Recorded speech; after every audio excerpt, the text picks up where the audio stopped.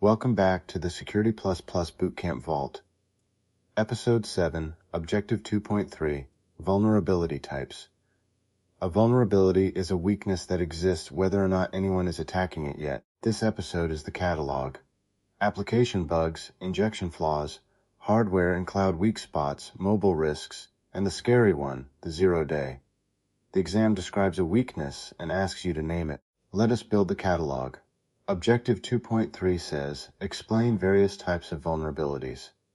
7 families to know. Application bugs like memory errors and race conditions. Web flaws like injection.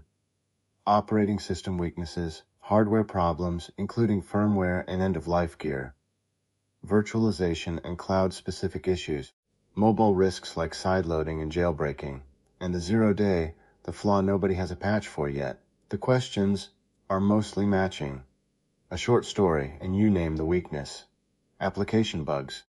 A buffer overflow happens when input is bigger than the space set aside for it, and the overflow spills into memory the attacker can now control. Memory injection is the same neighborhood, sneaking attacker code into a running program memory. A race condition is 2 operations hitting the same resource at the same moment. The exam flavor is time of check to time of use. The system checks something, and it changes before it gets used. And a malicious update is poison delivered through the update channel people are trained to trust. The classic web flaw, SQL injection. A normal user types a name into the login form. An attacker types a fragment of database code instead. If the application pastes that input straight into its database query, the database obeys it, and the attacker logs in as anyone. The whole family of injection flaws is one sentence.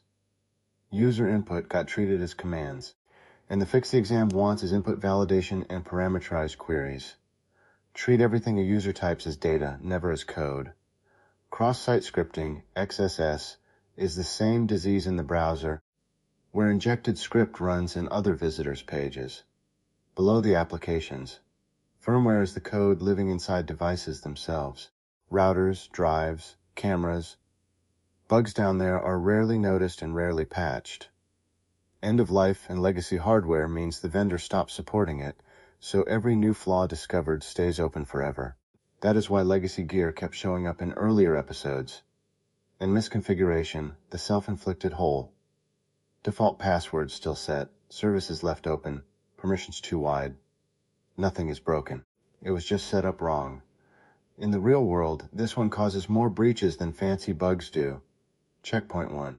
A program checks that a file is safe, but the file gets swapped in the instant between the check and its use. What is this? A. Buffer overflow. B. Race condition. C. SQL injection. D. Misconfiguration. Focus on the timing. Pause now. The answer is B. Race condition. Specifically, the time of check to time of use flavor. The program checked the file, the attacker swapped it, the program used the swapped one. Any story about the gap between checking and using is a race condition. No overflow, no injected commands, nothing misconfigured. Just erase the attacker one.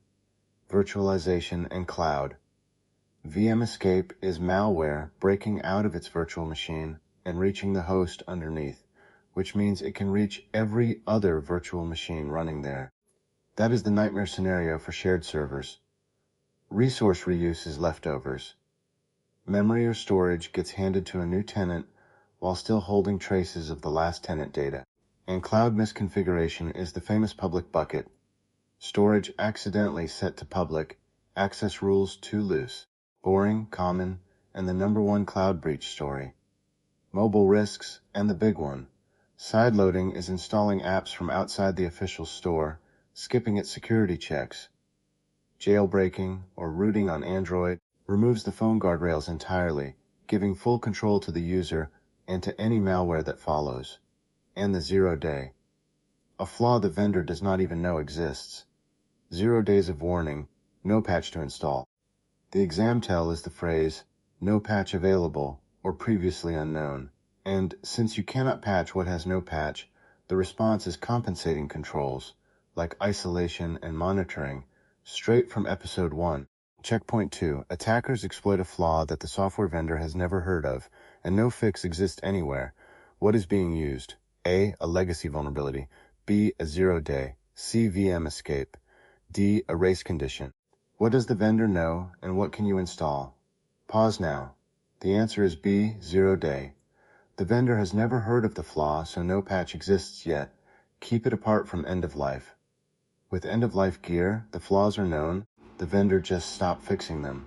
With a zero-day, nobody knew, and the fix does not exist yet. Ask who knows about the flaw, and the answer sorts itself. The trap list. Trap 1. Any story about the gap between checking something and using it is a race condition, even if the words race condition never appear. Trap 2. Zero-day versus unsupported.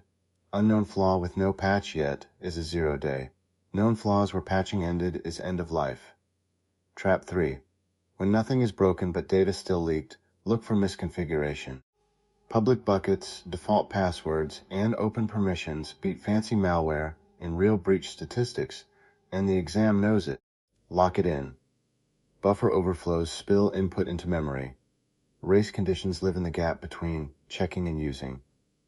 Injection means input got treated as commands, and the fix is validation and parameterized queries. Firmware bugs, end-of-life gear, and plain misconfiguration cause the real-world breaches.